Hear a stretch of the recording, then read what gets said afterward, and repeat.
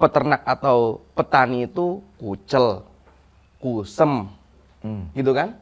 Iya, iya. Nggak ada duitnya. Nah, itu yang Nah, itu kan paradigma yang saya bawa ke sini tadi tuh. iya, gitu. Jadi saya mau membalikkan itu semua gitu. Oke. Sekarang emang salah kalau petani itu berpenampilan seperti ini gitu. Keren. Kan nggak salah kan?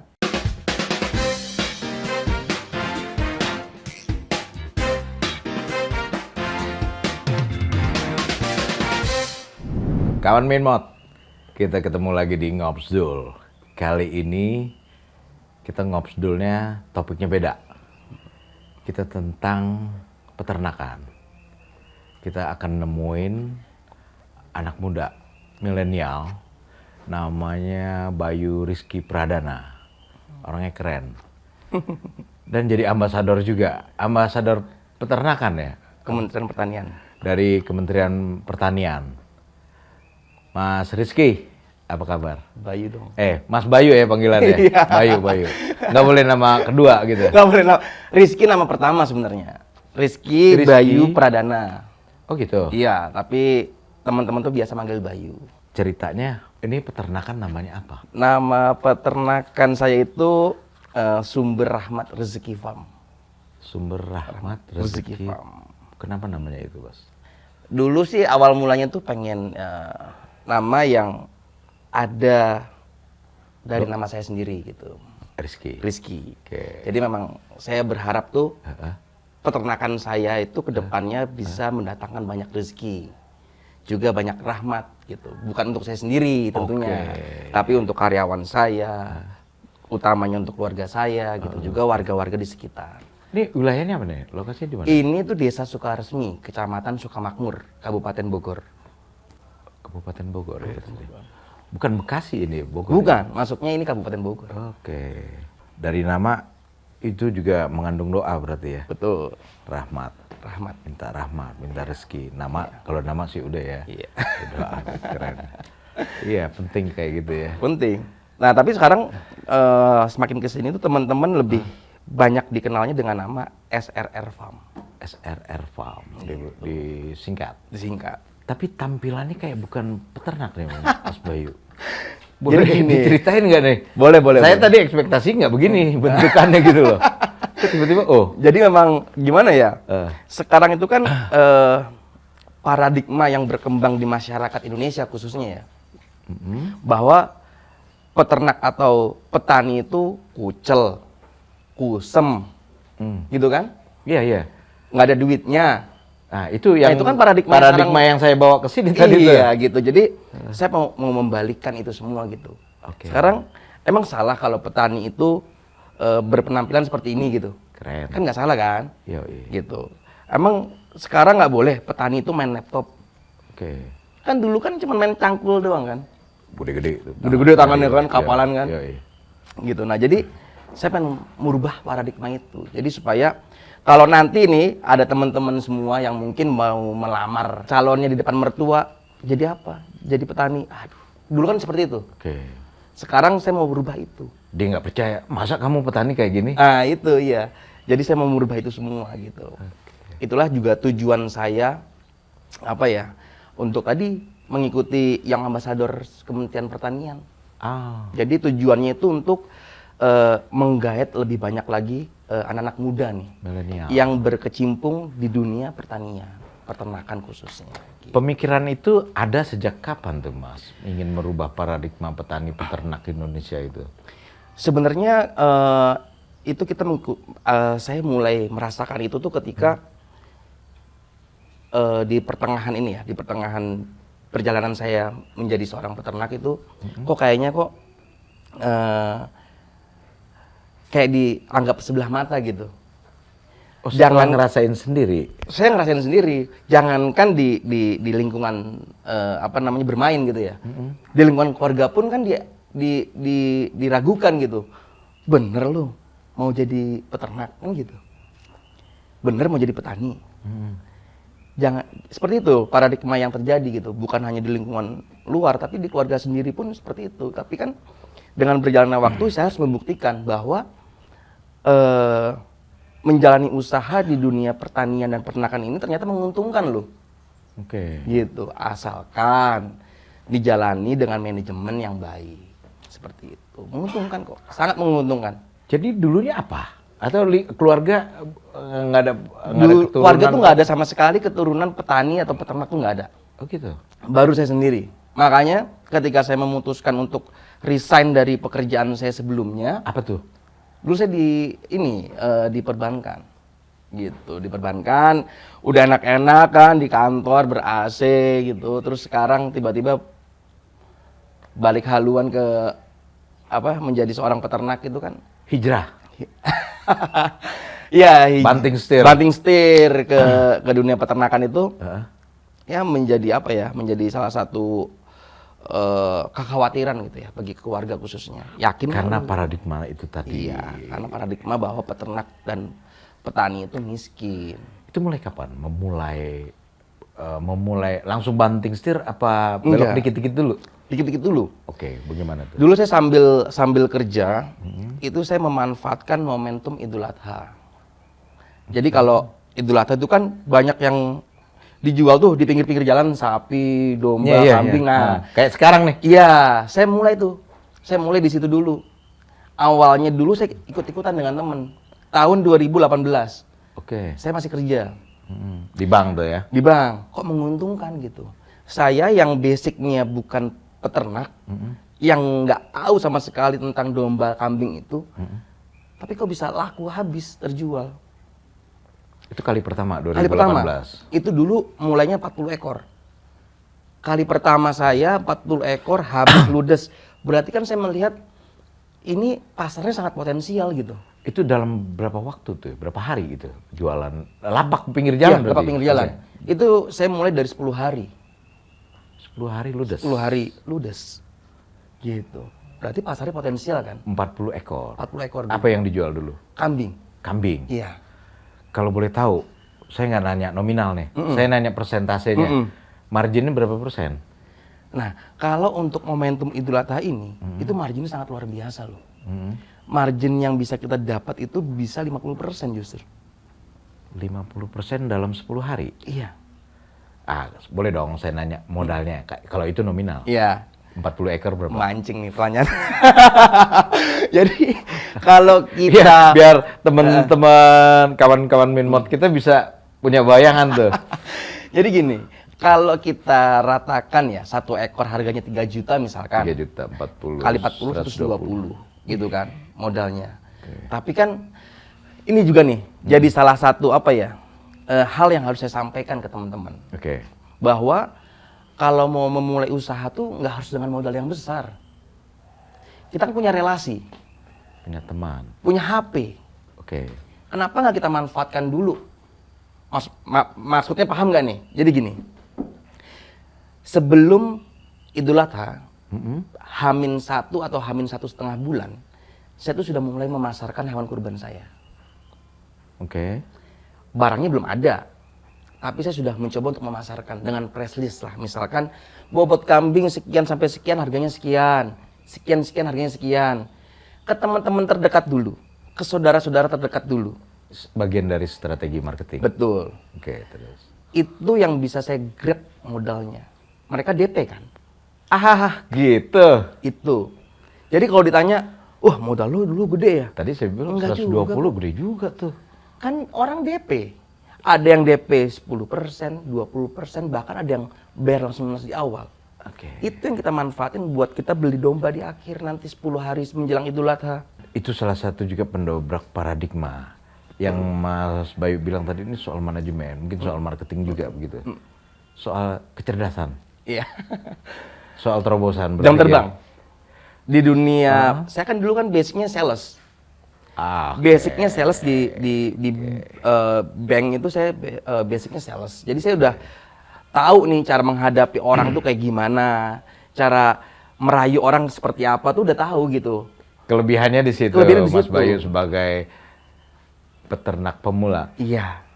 Itulah yang saya bawa sampai sekarang. Yang itu nanti kita ceritain. Katanya ada banyak mahasiswa PKL juga di sini. Oh iya. Termasuk hal-hal kayak gitu yang disampaikan. Selalu saya tekankan ke teman-teman yang PKL di sini bahwasanya kita nggak perlu modal yang besar untuk memulai peternakan itu. Yang penting kita punya tekad dulu di awal dan kita tahu manajemen bisnisnya dulu. Kita itu kan kalau sudah berternak atau bertani itu kan bukan hanya megang cangkul dan di lahan ladang saja. Tapi bagaimana kita bisa mengetahui nih konsep bisnisnya seperti apa, strategi pasarnya seperti apa. Itu harus dipelajarin. Nah, banyak teman-teman yang nggak paham ke arah situ. Mereka masih fokus on farm saja. On farm itu apa sih definisinya? Ya di kandang saja. Fokus merawat saja, membesarkan saja. Nah, jadi ayo kita rubah paradigma itu buat teman-teman nih yang baru mau mulai gitu, khususnya ya. Kita pelajari dulu bisnisnya. Ini pasarnya siapa sih? Karena gini loh, domba dan kambing itu dua hal yang berbeda. Dari sisi permintaan, misalkan. Selain fisik ya? Iya, selain fisik tuh permintaannya. Kita ngomong bisnisnya ya. Ngomong bisnisnya. Kalau Kabupaten Bogor itu, Jabodetabek lah pada umumnya, itu permintaan paling besar adalah domba jenisnya. Domba? Even buat Idul Adha ataupun untuk potongan harian. Yang nanti di Horeca itu kira-kira? Iya, untuk domba, Horeca. Domba ya? Domba. Jadi kalau kita miaranya kambing ya salah. Karena demand-nya kecil. Betul. Gitu. Nah, begitupun kita harus mengetahui nih, setelah domba, domba. Kita lihat permintaannya itu bobotnya berapa sih? Gitu, bobotnya nih Om. Jadi jangan sampai nanti permintaan di Jabodetabek permintaannya bobotnya range 20 ke 25 kilo. Kita siapinnya di bobot 30 ke atas ya, siapa yang mau beli? Kan itu harus kita pikirkan. Om, ditahan dulu. Kayak ini langsung masuk ke strategi nih. Saya kadang-kadang suka langsung bersemangat kalau ngomongin begini soalnya kan. Ya itu tadi yang saya tanya. Tadi kan ngomong semangat, tapi sebelumnya adalah sebelum memulai usaha, tekad. Tekad dulu. Pertanyaan saya, dari seorang banker, membangun tekad menjadi peternak, nah itu gimana ceritanya? Yang tadi saya sempat singgung di awal tuh ya, bahwa saya melihat potensi di sektor peternakan dan pertanian gitu ya, itu masih sangat luas. Saya kan langsung membuka kacamata saya nih. Saya mau ngeliat nih, sebenarnya kebutuhan kita tuh sangat besar nih. Lah wong setiap hari kita makan dari hasil pertanian kok. Makan nggak pernah berhenti? Iya, makan nggak pernah berhenti. Penduduk nambah terus? Penduduk nambah terus. Tapi yang menggeluti di sektor ini masih sangat kecil nih. Atau malah berkurang? Berkurang justru. Kalau ada data di BPS? Data di BPS itu, ini untuk kaum milenial ya, itu hanya sekitar 25% dari total seluruh petani yang ada di Indonesia. Diprediksi kalau kita nggak menggerakkan anak-anak muda di sektor ini, 10 tahun, 15 tahun mendatang, itu petani akan habis. Punah kalau binatang. Iya. Akan punah. Itu latar belakang itu tekad tadi ya. Apalagi Mas? Selain pemikiran itu. Tekad dan disiplin sih ya. Kalau itu ya. Dan kuncinya saya gini ya. Kunci saya untuk memulai ini adalah banyak bersilaturahmi. Itu kunci saya modalnya. Karena saya bukan siapa-siapa di dunia peternakan kan awalnya. Siapa sih yang kenal Bayu? Nggak ada. Siapa yang kenal kandang ini? Nggak ada. Mereka kenal sama saya sekarang bukan karena saya dikenal, tapi saya yang mendekatkan diri ke mereka. Saya main. Mas Bayu yang nyamperin? Iya.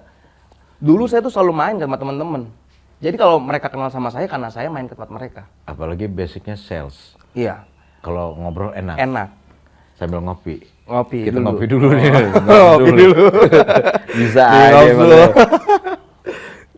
Kita modal cangkir doang nih, kawan Minmot. Isinya sih dari sini. Gitu. Diisi sama isinya Mas kosong Bayu. juga nih.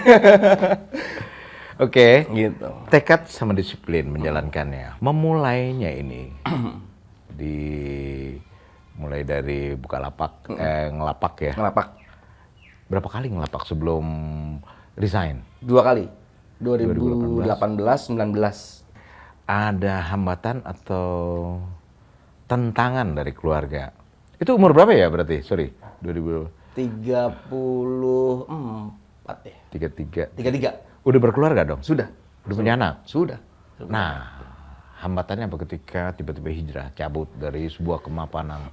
Sebenarnya kalau istri saya sih selalu mensupport ya.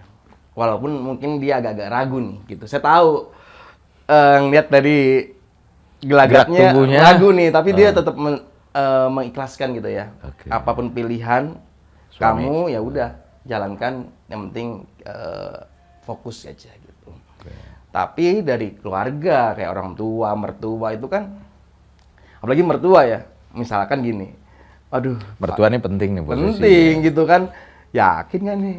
Itu istri anak berapa? Anak pertama Dari berapa? dari 3, gitu. Nah, makanya, waduh nih yakin kan nih anakku bisa diempanin nih gitu dari sektor peternakan gitu ya. Alhamdulillah sekarang bisa dibuktikan gitu. Kalau dulunya gimana? Mertua ngelihat mantunya hijrah. Awalnya gini, udahlah,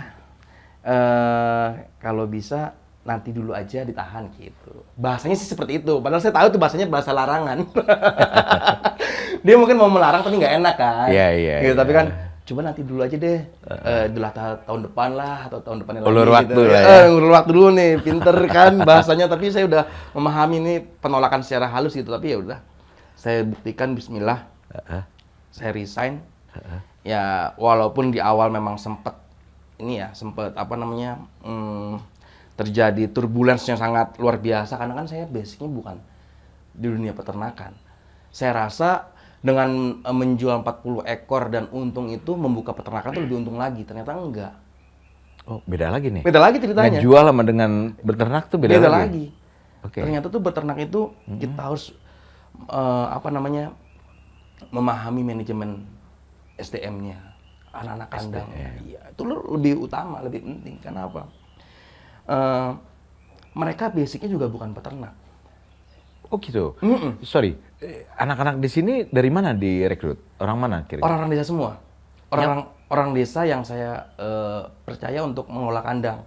Dan ketika saya tanya punya basic peternakan atau tidak, tidak. Tapi nggak apa-apa, ayo kita sama-sama kerja, kita sama-sama bangun. Makanya dulu awal-awal itu saya lebih hitam dari ini. Kenapa? Saya ikut ngarit, saya ikut mandiin domba, nyukur domba. Lebih langsing lagi dong. Lebih langsing lagi. Gitu, udah kayak apa ya? Jenglot. Udah gitu lah pokoknya. Ternyata membuka sebuah farm itu memang harus benar-benar dipahami dari hulu ke hilirnya nih. Tadi manajemen manusianya. Terus manajemen ternaknya. Ternaknya sendiri. Kalau di lapak itu kan cuma 10 hari. Yoi.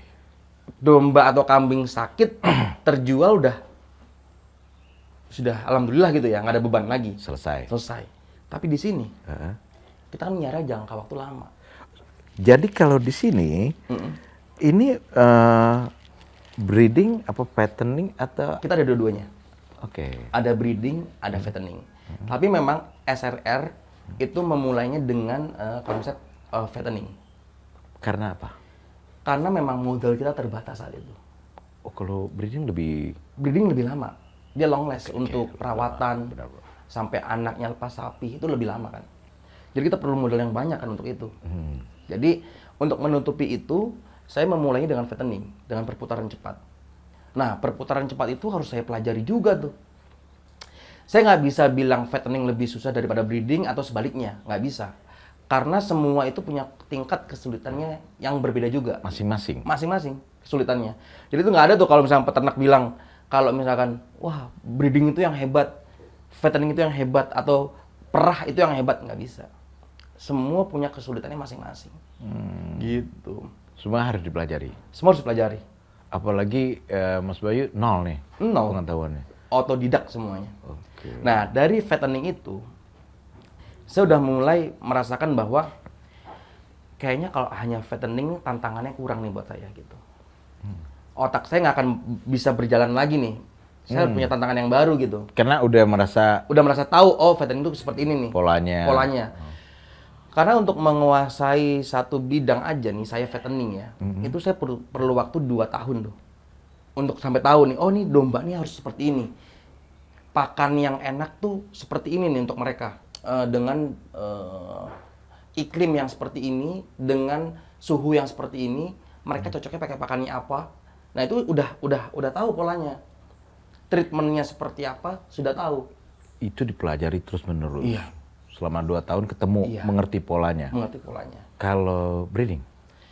Nah, breeding ini unik. Uniknya adalah gini, kita kan bukan kayak pabrik bata. Yang kalau kita cetak tahu, oh ini ukurannya sekian. Ini makhluk hidup? Iya, ini makhluk hidup. Kita nggak tahu nanti anaknya 1 atau 2, anaknya kecil atau besar, bagus atau jelek, kita nggak pernah tahu. Yang kita upayakan adalah bagaimana menjaga si indukan ini nutrisinya terpenuhi. Dengan kita sortir indukan-indukan yang tepat dan baik. Juga pejantan yang baik. Gitu. Kalau fattening, siklusnya, dari umur berapa diambil, dibawa ke sini? Nah, fattening itu, saya biasanya tidak pakai umur ya untuk patokan pembudidayaannya. Tapi saya lebih ke range bobot. Karena saya melihat bobot permintaan akhirnya. Gitu. Oke. Bobot ambil berapa? Karena permintaan akhir di sini itu adalah yang paling banyak di angka 20 ke 26 kilo. Berarti saya harus ambil bahan untuk kita gemukan itu di range 12 sampai 17 kilo. Oke, Gitu, karena ini soal waktu. Soal waktu. Itu berapa lama menuju dari 12 atau 17 kilo menuju 20 atau 26 kilo itu rata-rata? Kita membutuhkan waktu kurang lebih 75 sampai 90 hari. 75 sampai 90 hari. Ketemu deh itu pola setelah 2 tahun. Jadi kalau ada teman-teman nih yang mungkin baru mau memulai di sektor peternakan khususnya fattening, kalau masih 2 tahun masih susah, sulit, wajar aja. Saya pun merasakan itu kok. Oke. Karena susah banget. Karena ada faktor ya, lokasi, Betul. cuaca, vegetasi atau apa mungkin ya gitu ya. Belum lagi faktor bibitnya. Bawa bibitnya Si sendiri. bahan yang mau kita gemukan. Karena kita nggak tahu ya kalau kita membeli bibit. Iya. Kita nggak tahu nih, ini bapaknya siapa. Kalau domba itu nggak ada sertifikat. Gitu. Nggak ada. Kalau untuk slap ini nggak ada. Nggak ada ya? Makanya itu tingkat kesulitannya berbeda-beda. Oke. Dari breeding, fattening itu punya tingkat kesulitan yang beda-beda. Nggak bisa dibilang bahwa, wah gue peternak breeding, gue yang lebih hebat, nggak bisa. Oke. Semua punya kesulitannya. Belum tentu peternak breeding bisa menggemukkan dengan waktu tertentu bobotnya mencapai. Belum tentu. Oke. Belum tentu juga bobotnya tercapai tapi hasil karkasnya mencukupi. Belum tentu juga. Jangan sampai nanti bobot cukup nih, naik misalkan sesuai target. 3 bulan misalkan 10 kilo atau 11 kilo misalkan. Tapi setelah dipotong karkasnya. Karkas apa, Mas? Tulang daging. Tulang daging. Di tukang sate pernah lihat? Yang Daging yang digantung? Nah, itu karkas namanya. Itu karkas, oke. Jangan sampai karkasnya setelah dipotong itu hanya 45%, atau di bawahnya 45%. Itu kan bukan tingkat keberhasilan dari seorang karena petani. ada faktor yang membuat bobot lebih gitu maksudnya. Karkas jangan sampai meleset jauh dari dari berat waktu dia hidup. Normalinya di angka 48 ke 50% dari bobot hidupnya dia. Misalkan bobot hidupnya 20 kilo. Biasanya karkas itu di angka 9 sampai 10 kilo. Oke, karena kawan Minmot itu mungkin udah dicopot kulitnya, kepala, kaki, jeroan kaki. gitu. Oke, ya. Gitu. Nah, itu sesuai permintaan Pasar. Karena kalau hanya gemukin aja itu gampang. Kalau misalkan mau gemukin doang ditimbang tuh gampang. Tinggal dicombor aja pakai air atau dikasih pakan yang banyak sebelum ditimbang kan berat. Tapi yang kita harapkan adalah hasil akhirnya, karkasnya. Karkasnya itu. Itu nggak bisa dibohongin. Dan itu jaminan mutu kita ke customer kita. Betul. Di Horeca itu Betul. ya. Hotel, restoran, kafe gitu. Betul. Karena jangan sampai bangga, wah saya bisa nih mencapai sebulan 4 kilo. Berarti 3 bulan 12 kilo. Bangga. Belum tentu kalau dipotong karkasnya bisa lebih baik kan belum tentu. Itu yang faktor yang kedua. Yang ketiga, setelah dipotong karkasnya masuk, apakah dagingnya itu bagus? Merah atau pink warnanya. Itu kan juga faktor yang menentukan hasil akhir kita. Ujung-ujungnya juga menjaga kepercayaan konsumen. Betul. Makanya kenapa konsumen kita itu termasuk salah satu konsumen yang loyal. Itu juga maksudnya yang disebut selain tekad juga disiplin. Betul, kejujurannya. Kejujuran. Oke. Jadi banyak faktor dari bobotnya, karkasnya, kualitas dagingnya, gitu yang harus kita Jadi lihat. menarik sekali ya, dunia gini ya, nggak sesederhana kelihatan. Iya. Kayak Mas Bayu bilang nggak sekedar cuma gemukin. Iya. Karena itu bisa Combor, dicombor, digelonggong lah ibaratnya gitu kan, bisa. cokin air gitu. Bisa aja, kasih ampas tahu dulu yang banyak, pakan dulu yang banyak, baru ditimbang tuh bisa. Oke. Tapi nanti tukang jagal yang akan komplain ke kita. Kok karkas lo kok cuma segini? Kok daging lo kok warnanya pink atau apa? Yang bagus daging domba itu Merah. Merah seger, nggak berair. Nah itu juga menaikkan nilai jual ya berarti. Betul. Kalau dia udah tahu kayak gini. Itu dari pakan. Oke Mas, ngomong soal pakan. Pengadaan pakan di sini bagaimana? Jadi pengadaan pakan itu kita dari awal selalu trial error. Kita membuat sendiri racikannya. Kita tentukan pakan itu kan kandungannya ada karbohidrat, protein, serat, ada zat adiktif untuk vitaminnya. Nah itu harus kita pelajari semua. Dari protein aja itu banyak bahannya. Tinggal kita pilih mana bahan yang baik. Oke. Yang bisa sustainable, yang bisa selalu tersedia gitu. Oke. Ketersediaan pasokannya.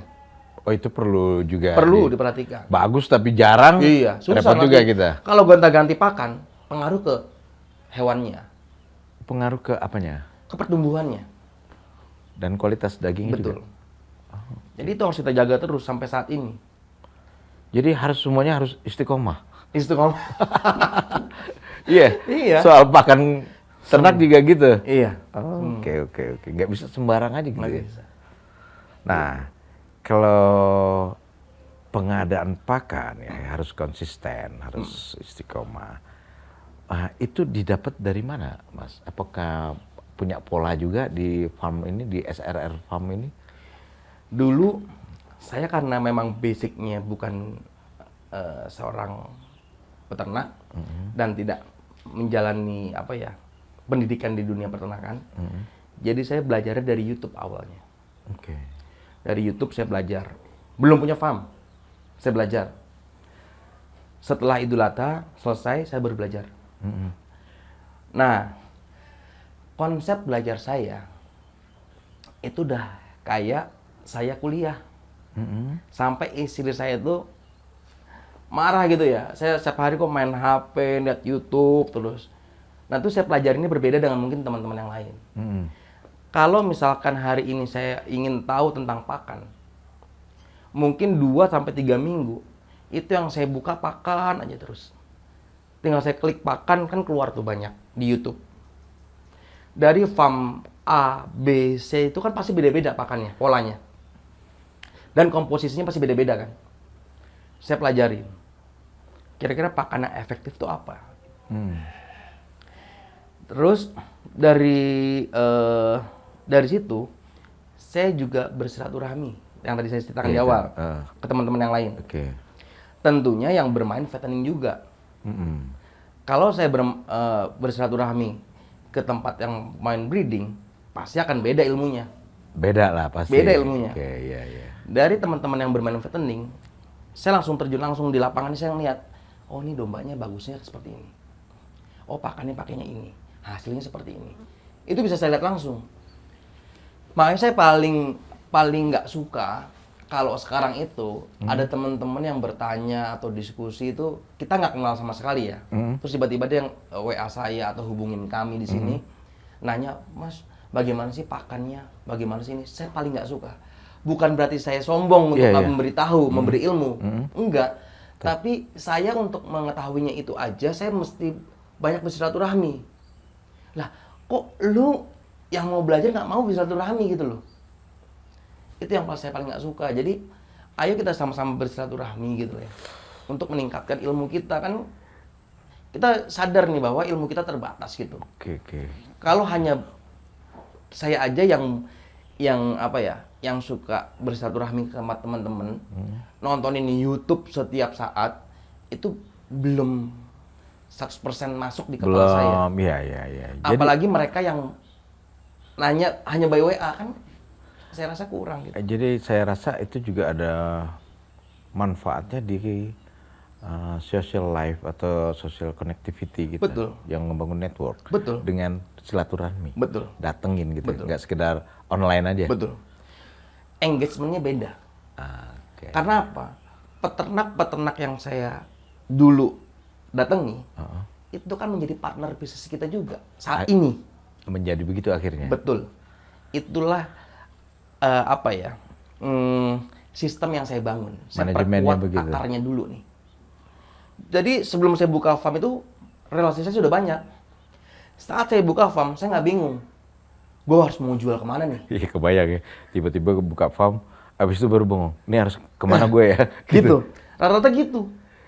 Ujung-ujungnya ini soal manajemen juga. Betul. Cara belajar juga dengan manajemen belajar juga Betul. nih kayaknya. Gitu ya? Iya. Oke. Jadi peternak itu bukan hanya sekedar lo gemukin, lo beli barang, gemukin, Jual. bukan kayak gitu. Kalau populasinya udah segini banyaknya, mau jual kemana? Sekarang berapa nih populasi domba? Total kalau ini full itu 2.000. 2.000 ya? 2.000. Kapasitas kandangnya untuk 2.000 ya? 2.000. 2.000 lebih ya kalau kandang. Oke. Tapi normally hariannya biasanya 1.500 sampai 2.000. Karena kita keluar masuk terus. Mau nanya deh. Kalau domba ini ada metode kandang atau ada umbar juga nggak sih? Nah, ini menarik nih. Kita harus pahamin ya. Bahwa iklim di Indonesia itu iklim tropis. Oke. Beda sama di luar negeri. Ya kan? Kita 4 musim. Kalau domba kita ditaruh di kandang umbaran, 100% itu domba pasti rusak. Karena?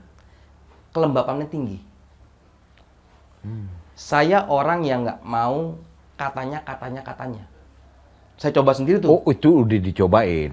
Itu kandang yang ada di situ nanti. Itu Kita bekas lihat. kandang umbaran saya. Saya bikin pakai uang itu yang lumayan besar tuh kandang umbaran. Saya coba kandang di situ. Karena saya melihat bahwa kok teman-teman kok kayaknya enak ya kandang umbaran ya gitu. Ternyata memang mereka nggak menyampaikan secara jujur kok lu mungkin menyampaikannya bahwa kandang umbaran itu efektif. Ternyata saya udah coba tuh nggak efektif. Misalnya apa? Domba banyak sakit. Lebih banyak tuh di pneumonia, paru-parunya. Karena kan saya ada 2 kandang umbaran. Yang pertama saya pakai alasnya serbuk gergaji. Oke. Yang kedua itu pakai rumput. Itu semua dombanya rusak. Nggak terawat. Jadi di Indonesia lebih cocok itu kandangnya kandang panggung seperti yang ada sekarang. Itu lebih terawat dombanya dibandingkan dengan kandang umbaran. Itu final kesimpulan apa sementara? Sampai Sudah sejauh final. Karena saya sudah menjalaninya. Oke. Dan udah nggak saya pakai tuh kandang. Nanti kita liatin ya bedanya kandang umbar sama kandang Kandang panggung. panggung, istilahnya panggung gitu ya. Boleh. Oke. Terus Mas ya, balik lagi sedikit tadi itu. Masa penggemukan, fattening, sekitar 75 Sampai 90 hari. 90 hari untuk kejar 20 sampai 26 kilo, dari bibit 12 sampai 17 kilo. Itu kalau boleh tahu, modal untuk budidayanya itu penggemukan segala macam menuju kilogram segitu, itu berapa persen dari nilai jual atau mau nominal atau gimana enaknya? Ini banyak banget ya Brerot. Ada juara 1, pemilihan duta petani milenial Kabupaten Bogor 2022, 4 juta. 4 juta. Oke. Apa aja nih Mas?